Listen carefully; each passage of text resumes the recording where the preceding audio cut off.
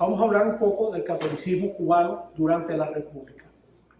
Los que somos mayores nos damos cuenta que es un esfuerzo que obviamente va a tener mucho de resumen, de grandes brochazos, pero pretendemos con esta conferencia hacernos una idea de lo que fue la Iglesia en Cuba. Esta es la séptima conferencia, la última, y al final anunciaremos varias conferencias importantes que se van a dar aquí en la ciudad de Miami.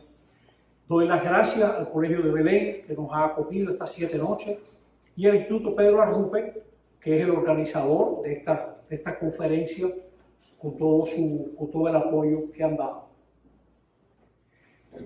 El inicio de la vida republicana para la Iglesia tuvo algo de agridulce.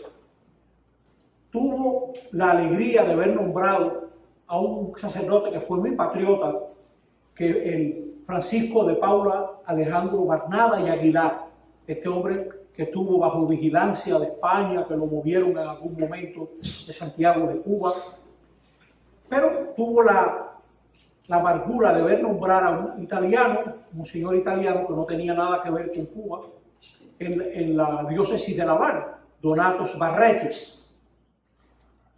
Este eventualmente llegaría a ser cardenal, este señor. Era muy amigo de la administración de McKinley y consiguió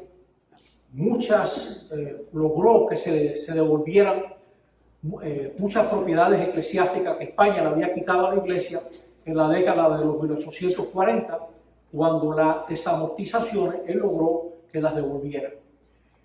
Pero en ese momento de la República se generalizó lo que había sido muy importante, pero no había sido exclusivo. El estamento eclesiástico, la religión, todo lo que había hecho la Santa Sede, los obispos españoles y el clero español de Cuba, que fue muy contrario a la independencia, como vimos en la última charla, eso ya se generalizó unilateralmente y se ignoró la lucha patriótica de una minoría de diocesanos. Como afirmara Messimier, que fue un sacerdote patriota, la guerra no fue ni contra la Iglesia ni contra la religión. Decía él, que fue espía de Calixto García, mientras servía en Santiago de Cuba. Durante la colonia, el catolicismo había sido parte del Estado. Ahora se vivía la separación de la Iglesia y el Estado. El clero español estaba muy mal preparado para eso. Para los cubanos tal vez sería una novedad, pero no creo que nada del otro mundo. Pero la Iglesia nació a la República muy cuestionada, con toda razón. O sea, la Santa Sede, los obispos españoles, los 2 obispos de Cuba, el clero español, habían tenido muchos pronunciamientos y acciones contra la independencia, como vimos en la última conferencia. Que todo esto está disponible en la página del Instituto Pedro Arrupe. Por lo menos pueden leer el audio, o pueden oír el audio por ahora, y más adelante también tendrá la reproducción de estas conferencias. Durante la vida republicana hubo una actitud muy contraria al catolicismo. La religión era anticientífica, oscurantista, propia solo de curas, mujeres y hombres afeminados.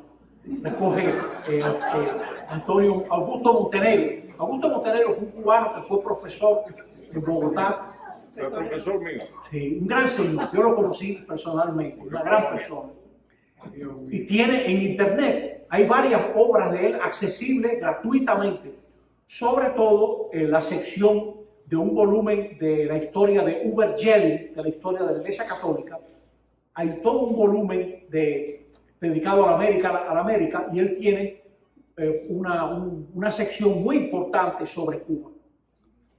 Dice, el respeto humano estaba tan arraigado en el que los hombres que iban a misa y comulgaban lo hacían en horas tempraneras para que no los vieran. Decía Enrique Canto, un gran líder de la Acción Católica en Santiago de Cuba. Mañach decía, el cubano la rechaza, se refiere a la autoridad. A Mañach, el de la indagación al choteo, ¿no? Dice, ¿por qué los cubanos son tan relajados? ¿No? Dice, rechaza toda superstición, todo dogma o beatería, decía Mañach. Cuando se preparaba el primer Congreso Estudiantil Universitario de La Habana, se trataba del tema de la influencia perniciosa de la enseñanza religiosa en las escuelas. Y hubo una moción contra la educación católica. Los padres deben impedir que sus hijos sean educados por hombres con sotanas negras y con almas más negras todavía. Esa moción fue derrotada por pocos votos, pero fue derrotada. Ahí se movieron mucho unos muchachos de los colegios católicos. Y de ahí nació, de esos escarceos ideológicos, nació una unión de estudiantes de los colegios católicos. Mira, en los años 20, el Papa había nombrado como delegado apostólico para que supervisara la Iglesia de Cuba al que era arzobispo de Nueva Orleans, Placide Chapelle. Y él tiene una carta a la Secretaría de Estado donde él dice: la situación religiosa de la mayoría de la población es deplorable. Los hombres de la clase instruida no son en general solamente indiferentes, sino profundamente hostiles a la Iglesia. La clase de los obreros y de los pobres, blancos, mulatos y negros, se arrastran en un estado de ignorancia e inmoralidad del cual es difícil formarse una idea exacta. Decía él, decía este señor, escribiendo en 1899, todavía con los americanos en Cuba. Hacia el año 1942, John Mayer M. Davis escribió: el cubano típico difícilmente puede ser calificado de religioso, a pesar de que nominalmente la población es católica y romana. La Iglesia tiene muy poca influencia, excepto en las mujeres. Aunque el cubano común sea abiertamente agnóstico y solo ligeramente vinculado a la tradición católico-romana, los cultos religiosos y sus manifestaciones se mantienen muy activos en Cuba. Decía este señor, que era un científico social importante. Tiene esa obra como un clásico, The Cuban Church in the Sugar Economy. Sin embargo, un anticlerical como era Francisco González del Valle, escribiendo en Cuba Contemporánea, tiene un artículo sobre el clero y la revolución cubana, la revolución a la guerra, ¿no? La guerra del 95. Este señor, que se presenta a sí mismo de esta manera: yo no estoy escribiendo esto porque sea católico, no me interesan los católicos, ni escribo esto porque sea religioso, pienso que la religión no sirve, es innecesaria. Escribo esto porque me da rabia que haya habido tantos curas cubanos en la guerra ayudando a la independencia y que nadie los tome en cuenta. Y ahora le dan los cargos a extranjeros y están los extranjeros mandando y disponiendo en todos los colegios, etc. Decía este señor. O sea que yo no sé si él era ateo, pero ciertamente no le interesaba la religión para nada. Dice: el clero cubano ha respondido siempre a la voz del patriotismo, ha tomado parte activa y principal en los esfuerzos hechos por obtener de la metrópoli derechos y libertades para Cuba, ya cuando estos eran reclamados pacíficamente, ya cuando por medio de la fuerza de la lucha armada se demandaban la independencia y la libertad, pudiendo decirse, oiga esto, que no ha habido movimiento político alguno, conspiración, alzamiento, revolución, en que no aparezca complicado un sacerdote nativo. Dice él. ¿Qué pienso yo de esto? Que, como dicen allá en Santo Domingo, no sabemos de la misa a la mitad. Hay mucho cura que estuvo envuelto. Lo que pasa es que él recoge los nombres, hay 30 y pico. Pero que los escritos de ellos, qué habrán dicho, qué habrán comentado, la gente que conocía. Hay dos que conocemos bastante, o varios. Braulio Urube también se conoce bastante. Conocemos a Desiderio Mesnier, a Braulio Urube, a Guillermo González Arocha, de los cuales hay escritos o se conoce, pero no es que tengamos esa información que tenía él. Él tenía muy buena información, este señor, y se descuelga con ese artículo que da origen a un librito que yo escribí. Yo publiqué otra vez el artículo de este señor. Un trabajo por hacer, ver qué se pudiera buscar de esos documentos. Cuba ya, cuando llega a la independencia, tenía 2 diócesis y durante la República antes del 58, que yo sepa, se crearon otras 4. En 1903, Pinar del Río y Cienfuegos, y en 1912, Camagüey y Matanzas. Después del 58 se han creado muchas más, ¿no? Pero para que ustedes se den una idea, todavía en el 53, 1953, la República Dominicana entera era una sola diócesis, ¿no? Claro, también eso es una desconsideración con los dominicanos, ¿no? Con el país. Estaba muy mal, muy poco conocido en esa época.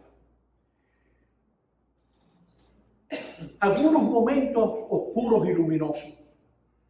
Cuando se empieza a redactar la Constitución, se discute si debe de aparecer el nombre de Dios en la Constitución. Y por varias influencias apareció, entre ellos un antepasado de Pedro González Llorente y de Cartaya, que dijo, no, ¿cómo va a ser que no aparezca?, etcétera, ¿no? Cuando quisieron llevar los restos de Varela a la catedral, el gobierno decidió ponerlos en la universidad, no en la catedral. El obispo de La Habana, Estrada, en ese momento, mandó que mientras los restos de Varela estuvieron en la catedral, todas las campanas de La Habana estuvieron repicando, ¿no?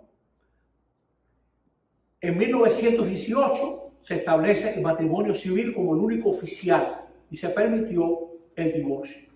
Cuando se redactaba la Constitución de 1940, se volvió a discutir otra vez si debía aparecer el nombre de Dios, ¿no? Y un veterano mambí, Miguel Coyula Laguno, pidió, y bueno, ya lo invocaron en el 1901 cuando la redactaban. ¿Cómo va a ser que nosotros no vamos a invocar a Dios? Pero se discutió y hubo un intento en el inicio de los años 40 de suprimir la educación privada en Cuba o herirla, diríamos, de muerte. Y un grupo grande de católicos, entre los cuales estaba Ángel Fernández Varela, que fue el que se movió muchísimo. Yo sé estas cosas por Manolín Hernández, que vivió todo esto, ¿no? Manolín, y en la obra que él tiene sobre la agrupación, lo narra, ¿no?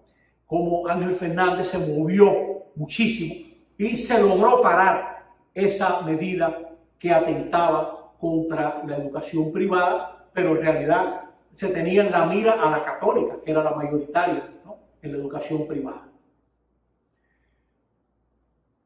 Era una sociedad que vivía graves tensiones sociales. Cuando el levantamiento de los negros de 1912, ahí hubo 3.000 muertos, ¿no? Para que ustedes se den una idea, aquí los muertos en este país de Estados Unidos, las víctimas del Ku Klux Klan se han catalogado bastante bien, se han identificado. Y tiene que pasar más de 50 años para que se llegue a 3.000 muertos. En Cuba fueron en unos días, se mataron 3.000 negros, ¿no? Mucha de la educación católica estaba concentrada en los sectores blancos, que eran los que podían pagar, o descendientes de españoles. Usted sabe que el migrante, el que migra, valora mucho para sus hijos la educación. Muchos españoles que emigraron a Cuba, el primer sueldito que tenían, etc., ponían al hijo o la hija en un colegio católico. Y eso todavía reforzaba más el hecho. Hay una obra de este señor, que es una persona seria, ciertamente, Carlos Eire, dice: no había niños de color en los colegios donde estudié, ni siquiera mulatos claros, no había ningún alumno que tuviera facciones africanas, dice él, ¿no? Se refiere, él tanto maneja lo privado como la educación católica. La obra de los colegios católicos, si a mí me dijeran ¿qué has aprendido en estas conferencias que hemos estado dando? Una de las cosas que he aprendido fue la importancia de la educación católica en Cuba, de los colegios católicos durante la República. Algo impresionante. Hay 2 libros de Teresa Fernández Soneira, excelente. Esta señora va a presentar un libro el sábado 1 de diciembre, creo que es a las 11 de la mañana en la Ermita, ¿no? Todo lo que esta mujer ha escrito es interesantísimo. Creo que es el 2º volumen de su obra sobre las mujeres. Yo conozco, por cierto, aquí en la Biblioteca Guitera, que está de aniversario mañana, creo, tiene una celebración. Aquí están las obras de ella. Aquí hay 5 libros de ella, por lo menos. Están los 2 de educación, están los 2 de la Acción Católica y está el primero de las mujeres de la patria, diríamos. Bueno, en el 14 ya eran 54 colegios católicos. La revista Cuba Contemporánea de esa época, una revista fabulosa, que Jorge Mañach dice: afuera de Cuba se creen que los cubanos somos una patria, un país de intelectuales, cuando ven Cuba Contemporánea, y aquí no la lee nadie, ¿no? Decía Mañach. Cuba Contemporánea tiene varios artículos, asustado de ver la fuerza que tenía la educación católica. En el 40 ya eran 112, en el 55 unas 212, y para el 58 había como 245 planteles. Se calculaban en más de 60.000 los estudiantes, ¿no?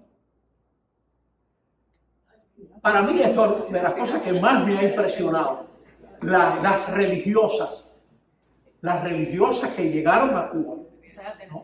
Muchas de ellas extranjeras, ¿no? Algunos casos hombres, gente que nunca había estado en Cuba, que venían de México, de España, con lo que tenían puesto. Hubo gente que llegó con lo que tenían puesto, las montaron en un barco y las mandaron para Cuba. Y esa gente se abrió paso, fundaron colegio, y estando a lo mejor en una población, el párroco de la ciudad vecina, del pueblo vecino, les pedía un colegio. Y esas monjas se partían en 2 y iban a fundar colegios. Que eso es algo, que eso no está escrito. Es verdad que el pueblo cubano de esa época, en general, era muy indiferente en asuntos religiosos, pero la gente quería colegios católicos y ayudaron a las religiosas, y ahí hay algo que no se ha escrito, de simpatía, de ayuda, de consejo, de ayuda gratuita, generosa, hospitalidad, ¿no? Sencillamente, ¿no? Yo digo que me ha impresionado mucho eso, de la obra de estas religiosas, ¿no?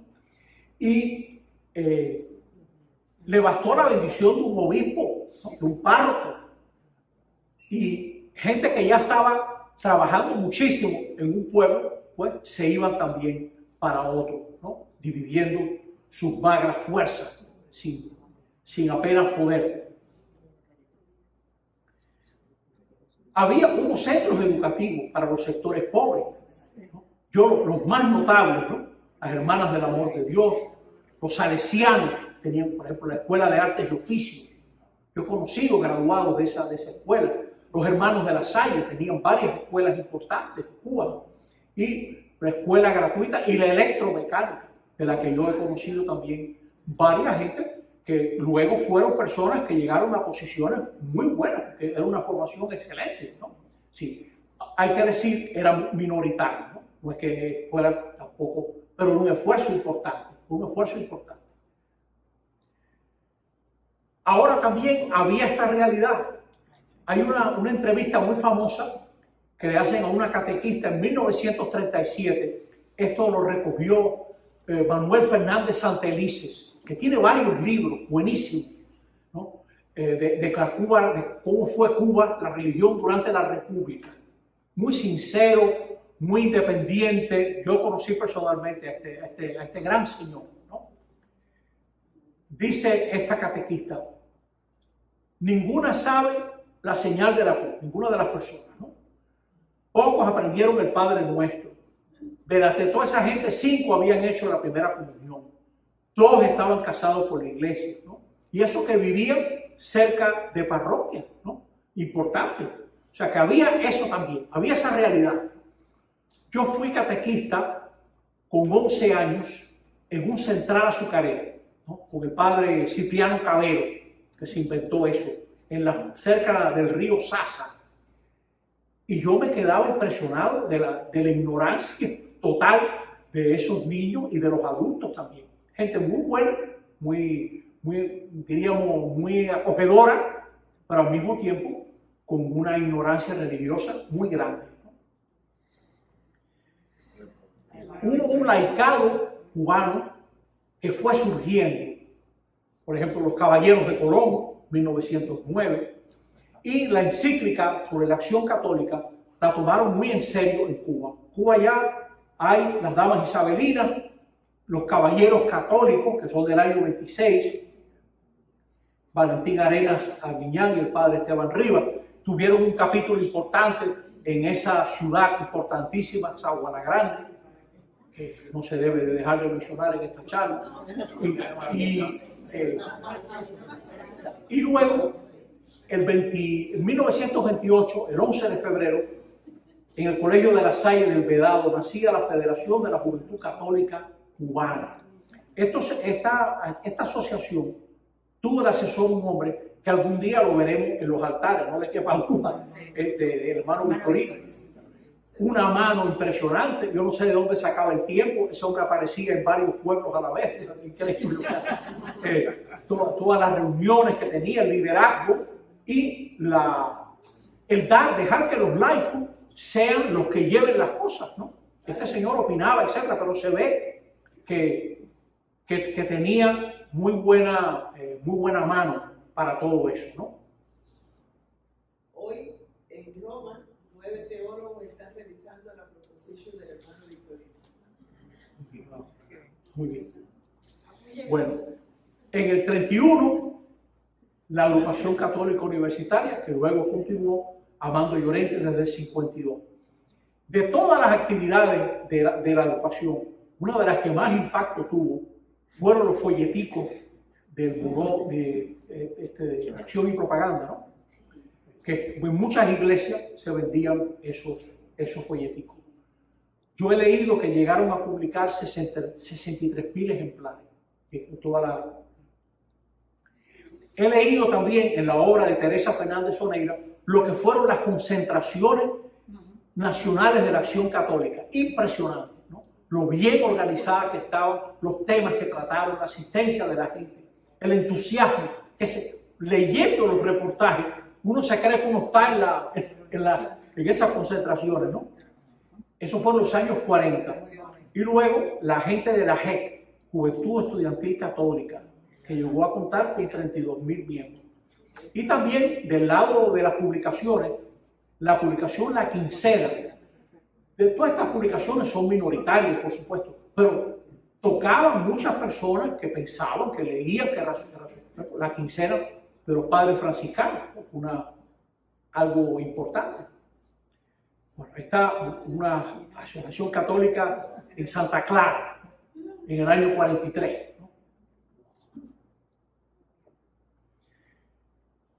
Si uno fuera a sacar espigando, esto se puede discutir, todas estas cosas, imagínense, son decisiones, no son arbitrarias, pero depende mucho de la formación de uno, ¿no?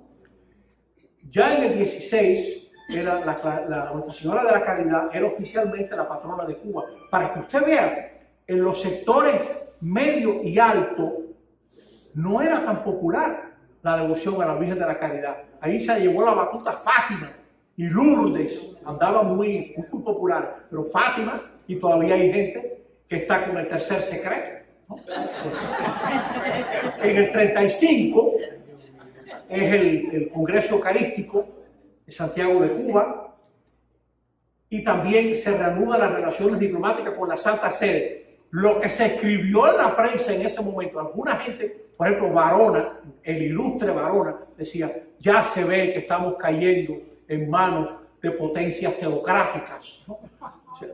Bueno, en el 36, Monseñor Zubizarreta, en nombre del Papa, corona a la Virgen de la Caridad. Usted sabe que todo eso es una liturgia que está pensada en la iglesia. En el 41, Arteaga, el arzobispo de La Habana. Alguna gente pensó que iban a poner a Pérez Cerante, pero tuvieron la prudencia, y Pérez Cerantes mismo se daba cuenta de poner a un cubano, ¿no? Ahí. Esas son cosas que no debieran ser en la iglesia, pero hay que tenerlas en cuenta, ¿no? Es el año de la primera piedra en el seminario y la ordenación del primer sacerdote cubano negro. Este tema lo tratamos cuando tratamos sobre la iglesia y la esclavitud. En el 46 se nombra cardenal a Caracas, y es el año de la Universidad Villanueva, de la cual aquí hay antiguos alumnos, ¿no? Luego, el Buen Pastor tiene 80 seminaristas diocesanos en el 51.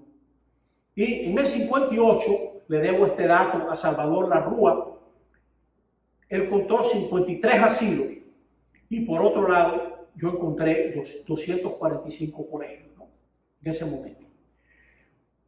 Vamos a mirar a 3 obispos destacados. Valentín Zubizarreta, carmelita descalzo, un hombre joven para ser nombrado obispo, era un gran administrador y le dejó al sucesor 15 parroquias y grupos de laicos bien interesados en la vida de la iglesia. Luego fue arzobispo de Santiago de Cuba. Pérez Serante, que estuvo trabajando como empleado en el Colegio de Belén antes de ser seminarista, y luego va a estudiar a Roma, al seminario, porque no había seminario en Cuba cuando él estudia. Y este hombre muy pronto se destacó como alguien de muchas luces, ¿no? O sea que él escribió en varios diarios de la época, era muy cercano a los obreros, y Zubizarreta lo nombra vicario de Cienfuegos, cuando Cienfuegos queda sin obispo, ¿no? Que Zubizarreta tenía que ser administrador también de Cienfuegos. Él va a ser el obispo de Camagüey del 22 al 48. Y cuando quede vacante la sede de Santiago, él dice, ya yo estoy muy viejo, él tenía 60 y pico, yo ya hice lo que iba a hacer, la gente ha respondido muy poco a lo que yo hago y yo soy español, dice él. No me deben nombrar, yo soy español. Pues lo nombraron, ¿no? Que querían que sí que fuera. Era un gran obispo este señor, muy sensato, muy firme, oportuno, humilde y pícaro, ¿no? O sea, ¿por qué Arteaga? Arteaga era una persona de un reconocido patriotismo indiscutible. Así como Barnaba había sido un hombre que fue patriota, este señor también. Él acompañó a su tío, al tío de Arteaga, lo votaron a Venezuela durante las guerras de independencia. Creo que el tío se llamaba Ricardo Arteaga. Lo acompaña al exilio. El cardenal, siendo joven, estudió en la Universidad Central de Caracas. Varios de sus antecesores fueron conspiradores. Por ejemplo, el abuelo de Arteaga tuvo que ir al exilio. Varios familiares estuvieron envueltos en la conspiración de Joaquín Agüero, ¿no? Un tío de él murió a manos de los voluntarios en la guerra de los 10 años. 2 tíos habían sido combatientes junto al general Julio Sanguilí. Y el papá de Arteaga tuvo que ir al exilio. Ahí es que conoce a la mamá de Arteaga. O sea que, desde el punto de vista patriótico, tenía muy buenas credenciales. Un hombre inteligente, muy bien formado. Una vez, Carlos Manuel de Céspedes le preguntó a Monseñor Centós por qué hicieron cardenal a Arteaga. Dice, él recuerda que Centós le dijo esto: las cualidades personales, la iglesia de Cuba destacaba en la zona, tenía un crecimiento importante, un laicado muy vigoroso, un clero nativo, nivel de formación y de compromiso que ninguna otra iglesia tenía, y abierta a que vinieran sacerdotes extranjeros. Las relaciones entre cubanos y extranjeros no eran malas, ¿no? Era una iglesia floreciente. Y él había estado también ligado a la Acción Católica, ¿no? Fue parte. Una de las cosas muy bonitas en lo de la Acción Católica, por lo que yo he leído, Vitorino, que era hermano de La Salle, trabajaba muy bien con Escolapio, con Carmelita, con monjas de otras congregaciones. Había como mucha unidad en todo eso, y de ahí salieron cosas muy buenas, ¿no? Esta es la posición de Arteaga en política. He proclamado que nuestro triunfo no puede ser otro que captarnos el amor de nuestros contrarios, fuerza de amarlo, y he rehusado tenazmente confiar en otra victoria que no sea la victoria de la cruz. Ni venceremos por la política ni por la guerra, sino por el amor. Pero en esta época ya había curas y laicos que se daban cuenta que una cosa es la política partidista, que el clero no tiene por qué meterse en eso, y otra cosa es ocuparnos del bien común, ¿no? ocuparnos de la polis, del bien común de la ciudad. Y eso es deber de todo cristiano. O sea, yo creo que en eso Arteaga reaccionaba tanto contra el uso de la religión en política, que en mi opinión, es opinión mía, se fue como al otro lado para tratar de tener manos limpias, pero a veces no tener manos no es tener manos limpias, es no tener manos, ¿no? Entonces, es un equilibrio difícil. Ahora, yo aquí en 2018, estoy hablando de una persona que tuvo que tomar decisiones en ese momento, cuando había otra visión. Pero ya en ese momento había sacerdotes, por ejemplo, Pérez Serantes, el obispo, que pensaba diferente en ese sentido. Era mucho más abierto, mucho más realista. Y por supuesto los papas, mucho más realistas. No digamos gente como Don Sturzo, ¿no? Por ejemplo, que fue de los fundadores de lo que se llama el Partito Popular en Italia, y el que fue obispo de que sería Juan XXIII, él era secretario de Radini Tedeschi, un obispo italiano. O sea, ya había gente que se daban cuenta que una cosa es la política partidista y otra cosa es preocuparnos de lo que está pasando. No podemos desentendernos de lo que está pasando, que ahí hay pues cuestiones morales que están envueltas. Quisiera mirar también a tres laicos destacados, ¿no? Este fue un pionero, el papá de Hortaduque, ¿no? Manuel.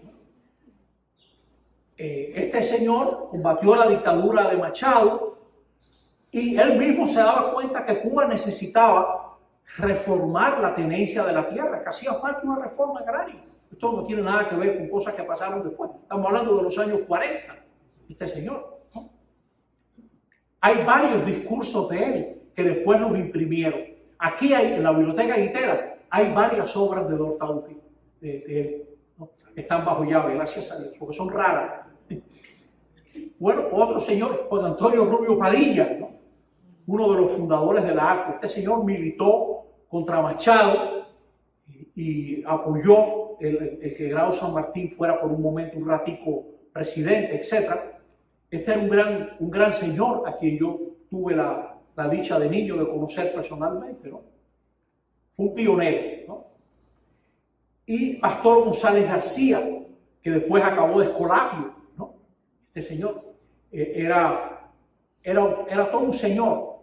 Tenía un conocimiento de gente impresionante, la cantidad de gente que conocía este Pastor González García y cómo aparece mencionado en cuanta cosa hay. Este incluso fue de los de aquella comisión de la Concordia que se creó cuando el final del Batistato. Él fue uno de los miembros de esa comisión, siendo ya cura. Quisiera detenerme, es imposible hablar de las religiosas, pero yo quisiera coger esta religiosa, por ejemplo, Sor Petra, que era de las Hermanas de la Caridad. Sor Petra tenía, durante la guerra del 95, esa mujer llevaba un internado, luego un taller de envases y estuches, luego se compró un pedazo de la esquina de Calzada por la calle de Zaragoza o construye un local mejor, luego compra, ¿no?, Zaragoza con cañón, ¿no?, y abre un externado, luego una casa de campo para que las internas puedan ir al campo, etc. Y cuando celebra sus 50 años, no me deben el dinero, que lo voy a usar etcétera, para hacer una casa para las huérfanas. Yo no sé de dónde sacaba el tiempo. Las Hermanas de la Caridad también tuvieron este arte. Toda monja que llegaba a Cuba, que no tenía dónde vivir, allá parado, con las Hermanas de la Caridad. Yo lo estaba leyendo, ¿no?, con esta mujer. Creo que sobre todo en la casa que tenían en el Malecón, ¿no?, ahí delante de San Lázaro, creo que le pasa por delante, ¿no? Bueno. Este santo vivió en Cuba también. Este hombre marcó mucho a Pérez Serantes y también a Arteaga. Guízar Valencia, lo votaron de México y tenía una manera muy personal de llevar adelante su ministerio y aportó mucho con su estilo de ser sacerdote, de ser obispo, aportó mucho a la iglesia cubana. Este es un italiano salesiano que se conoce muy poco, Baldotti. Había una zona, creo que esto es en Santiago, Punta Blanca, donde la gente no podía ni entrar, pero los salesianos, sobre todo este señor, se fue ganando el barrio, el pueblo, etc.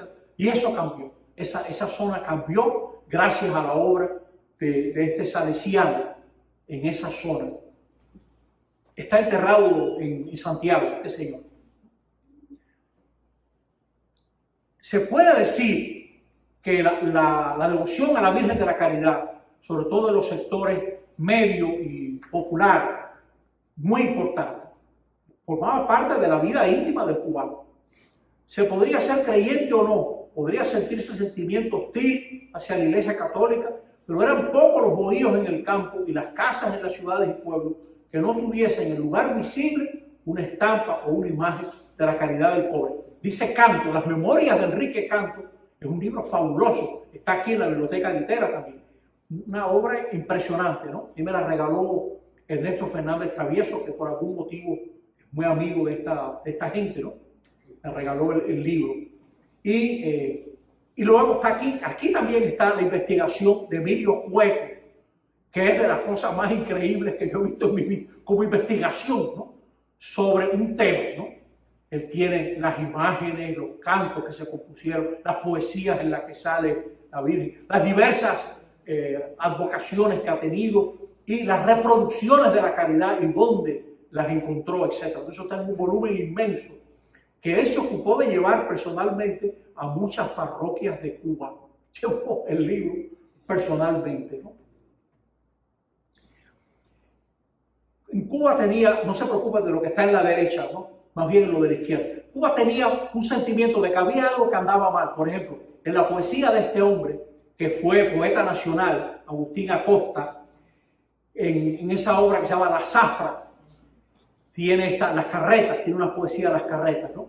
Dice, por las guardarrayas y las serventías forman las carretas largas teorías, adean arroyos, cruzan montañas, llevando la suerte de Cuba en las cañas. Van hacia el coloso de hierro cercano, van hacia el ingenio norteamericano. Y como quejándose cuando él se avecina, las viejas carretas rechinan.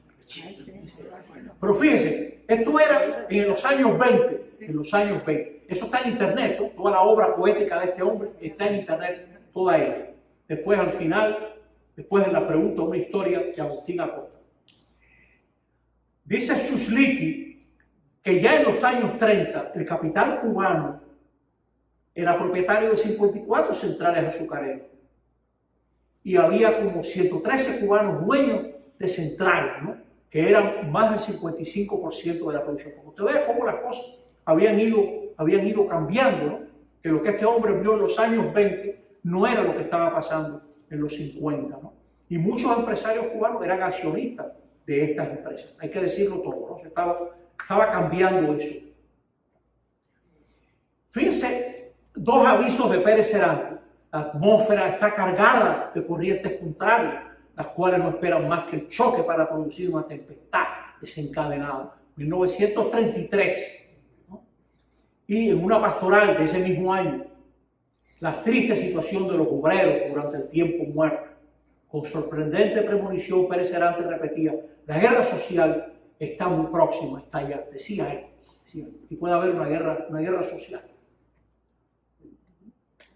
Y una estrofita de Nicolás Guillén del año 34 dice, cierto que este es un pueblo manso todavía, no obstante cualquier día alza un golpe la cerviz, rompe por donde quiera con sus cayudas manos y hace como esos árboles urbanos que arrancan toda una acera, una sola raíz. Dice el año 34. Fíjense este aviso que manda Pío XII del Congreso Eucarístico. Esto lo recoge Santelices también. Dice, ustedes le está yendo muy bien, pero cuidado, esta prosperidad alegre y confiada, en ella se esconde acaso el enemigo por el tronco airoso de vuestra palma real, que el suave soplo de la brisa hace cabecear airosamente. Nos parece ver que precozmente se desliza la serpiente tentadora. ¿Por qué no coméis? Os dice, seréis como dioses. Si todo el esplendor de esta atracción puramente natural no se compensara con una vida sobrenatural potente y robusta, la derrota sería cierta. No es que ignoremos que por la infinita misericordia del Señor, hace ya años que vuestra patria retoña una prometedora primavera en la salva, ¿no? Dice, pero bueno, dio el pellizquito en el año 47. Y Lombardi en el 51. La nación en que ha repercutido menos mi cruzada es Cuba. Hay en ella tal abundancia que dona, tal riqueza, tal facilidad de vida, que las clarinadas de anuncio y de llamada resbalan sobre su gente, fuera de algunos núcleos selectos y de los sectores humildes y miserables. Cuba vive bajo el signo de la frivolidad, aún no comprenden el drama del mundo y aún no tienen que pagar su cuota de dolor, como la han pagado y la están pagando casi todas las naciones contemporáneas, dijo este hombre. Bueno, y en el golpe de Estado del 52, a unos meses de las elecciones. Y como eran las autoridades de la época, una de las primeras autoridades que lo reconoce es el cardenal Arteaga, constituido su gobierno bajo su digna dirección, cumple representarle en el carácter de arzobispo de La Habana, en pro del orden, la justicia y la paz. Y eso es lo que quería él, que haya orden, que haya justicia, que haya paz, etc., ¿no? Bueno, aquí, amigos, todo lo que si es discutible lo que he dicho hasta ahora, cuanti más lo que viene. Pues, por esos mismos días, Andrés Valdespino, qué pena yo no haber conocido este señor personalmente, no sé, creo que murió ya, ¿no? Un gran señor, una persona lúcida verdaderamente, dice. Cuba se enfrenta en estos momentos ante la realidad a un hecho consumado, el golpe militar, supone un salto en el vacío, un paréntesis institucional que no sabemos cuánto durará ni cómo se cerrará. La hora es grave y explosiva. De la serenidad del pueblo depende que las aguas desbordadas retornen a su cauce, que se encuentre una fórmula. No se encontró, que devuelva a la nación la legalidad constitucional y el pleno disfrute de sus libertades públicas, ¿no? Dice este hombre, por los mismos días, ¿no? La Juventud de Acción Católica tuvo un meeting en Guanajay en contra del golpe de Estado y se lo llevaron preso, ¿no? A Andrés Valdespino, a Mario Fiallo, y cuando llegan al cuartel le preguntan, bueno, ¿y por qué lo metieron preso? Y dice el teniente, ustedes hablan de libertad y eso es contra el gobierno. Bueno, todo eso lo tiene Santelice, muy bien narrado. Por esos días, como se cumplieron los 50 años de la República, trajeron en un avión a Nuestra Señora de la Caridad. Y eso fue usado por el gobierno de Batista, como presentándose como el gran, diríamos, devoto de la caridad, y ahí vino Pérez Cervantes y varios sacerdotes, etc. En el 53 ocurre el ataque a Moncada y Pérez Cervantes le salva la vida a Fidel Castro y a un grupo de combatientes. Y en el 56, en diciembre, llega el Granma. En el 57, un grupo de jóvenes del directorio revolucionario estudiantil atacó el Palacio Presidencial y el Radio Reloj. Varias de esa gente eran católicos prácticos, según los compañeros, la gente que los conocía, ¿no? Pero hay un acto que congratula a Batista por haber salvado la vida y ahí hay varios eclesiásticos también presentes. Pérez Cervantes tiene por esos días una circular al pueblo de Oriente donde se exige que no se busque el fin a sangre y fuego, ¿no? Que eso no lleva a nada. Ese va a ser como el tema de Pérez Cervantes. Eso molestaba mucho más a la gente del lado de Batista. Ya verán si aquí a lo mejor salen unas palabritas de Manferrer.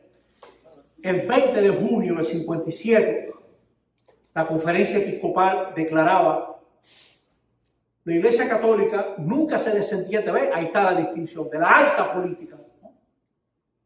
Pero está fuera de todo partido político. Se interesa que sus instituciones estén fuera de ese partidismo político, de los partidos, y que todo católico lleve estas normas, pero cada cual, como ciudadano, tiene su responsabilidad pública, cada cual vea cómo es que deba actuar, qué camino deba seguir.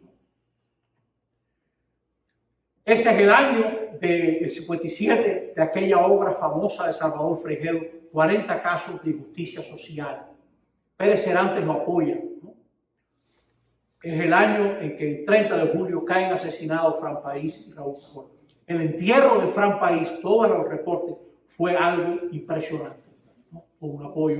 Y las palabras del pastor, creo que él era bautista, que lo recuerda, etc. Muy bonito, muy bien llevado.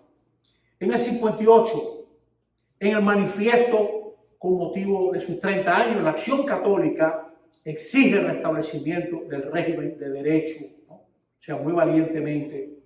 Y bajan a detalle los métodos brutales, la investigación bajo tortura, etc. Se exigía el cese de la violencia y proponían el establecimiento de un gobierno de unidad nacional, ¿no? Los obispos están detrás de esta propuesta que Batista no le gustó. No dejó que se leyera en la CNQ. Y se crea en marzo del 58 la Comisión de la Concordia, que Fidel Castro rechazó. No se iba a sentar en la misma mesa que el dictador. También había la esperanza de que la huelga de abril fuera la gran cosa, y fue un fracaso, la huelga de abril del 58. El 20 de mayo de ese año, están el Lucio Sentosi, el fundador de Villanueva, en una recepción con Batista. Y por esos días se acusa a Fidel Castro de comunista y Sierra Maestra, la publicación del movimiento 26 de julio, desmiente, por cierto, que uno de los argumentos que usan es que su padre era terrateniente y él era antiguo alumno de colegios católicos. O sea, que eso no va a ser. Y en octubre, Pérez Cervantes condena que pasee por la ciudad de Santiago el cadáver de un rebelde. Había varias cosas como macabras, justamente de muy mal gusto. En diciembre se bombardea Sagua de Tana. El 24, Pérez Cervantes publica el Basta de Guerra. Y en los últimos días de diciembre, el nuncio y Alberto Müller, el nuncio que era una persona como muy comedida, van a tratar de impedir los bombardeos. El bombardeo de Sagua de Tana fue horrible, fue algo bien feo, ¿no? No lo recibieron, se burlaron de él, de Sentosi y de Müller, lo dejaron esperando como 2 o 3 horas y no lo recibieron, ¿no? Ya en esos días, yo sé esto porque lo contó él mismo, padre Paquito Guzmán, jesuita, fue uno de los que cruzó las líneas para tratar de que el general Cantillo y Fidel Castro negociaran para que no se peleara por Santiago de Cuba, que se entregara, ¿no? Y eso se logró la entrega de Santiago de Cuba. Esto es una opinión de Susliqui, que yo me encuentro muy buena. Dice, los escritos y discursos dieron paso a la violencia. Había una censura estricta del régimen de Batista, silencio de toda crítica y muchos líderes encarcelados o exiliados. Incrementó la represión. La intransigencia de Batista en mantener el poder no permitió una salida negociada. Las voces que clamaban por una solución pacífica a la interrupción del proceso constitucional pronto fueron ahogadas por llamados a la violencia. Cuba estaba sumergida de nuevo en terrorismo y violencia, una violencia que finalmente culminó en una revolución. Dice,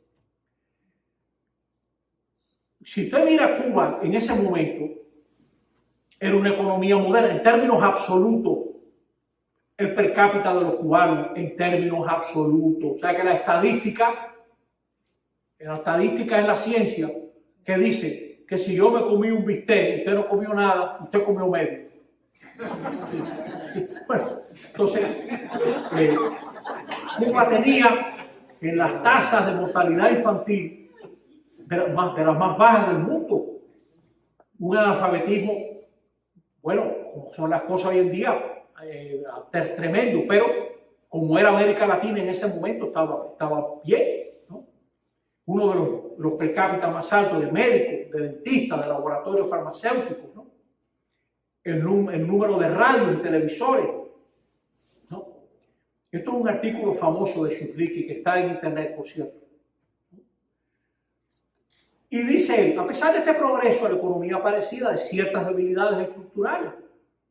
excesiva concentración de la producción del azúcar y comercio extranjero, crítica dependencia del mismo comprador y abastecedor, y un considerable desempleo y subempleo, ¿no? Y grandes desigualdades o niveles de vida, ¿no?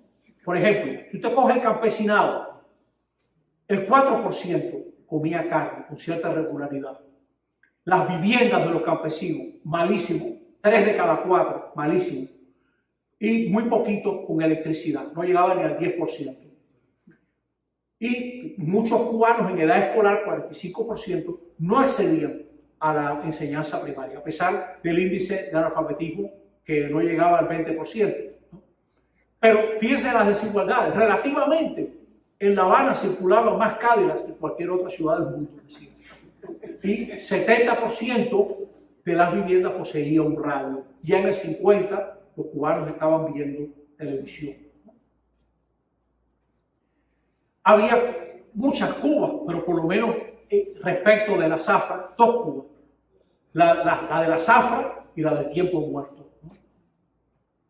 La de la caña y la del tabaco, la ganadería, el turismo, la pequeña industria, el comercio. La de La Habana y la que se asomó a la carretera central en los años 30, ¿no? La que leía varios diarios y la que oía noticias por la radio, que nunca tuvo un periódico en las manos.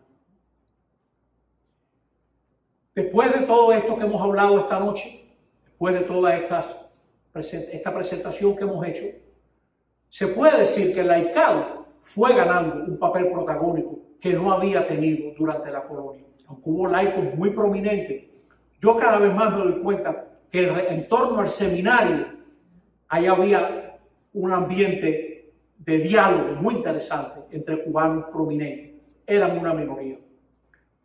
Cuba recibió religiosos y religiosas españoles de gran calidad, lo mismo que mexicanos, norteamericanos, canadienses. Una obra importante, la de los colegios católicos, que se extendió a todas las provincias. Usted se encontraba a lo mejor un colegio de la Compañía de María en Esmeralda, Camagüey, por ejemplo, ¿no? Estaba ahí. Hubo pastores sobresalientes, yo nada más he citado 2 o 3. Se tomaron decisiones ante retos verdaderos, pero a veces eran dilemas falsos. Los cubanos a veces decían, ningún político es decente y la gente decente no se mete en política. Eso ya tú sabes lo que te va a dar, ¿no? Lo que le va a pasar a la gente decente, ¿no? Luego, una mala conciencia del miedo a la política, a ocuparse de los asuntos comunes. Pero hubo también pioneros y visionarios impresionantes. España nos volvió a marcar otra vez por la calidad del personal enviado, por la guerra civil española, que creó muchas filias y fobias, y la era de Franco. La acción católica de Cuba dejó su huella en todas las provincias. Hubo una minoría laica excelentemente formada, ¿no? Y un gran auge de vocaciones. Pero las zonas rurales y los sectores pobres de los centros urbanos siguen siendo una frontera desafiante.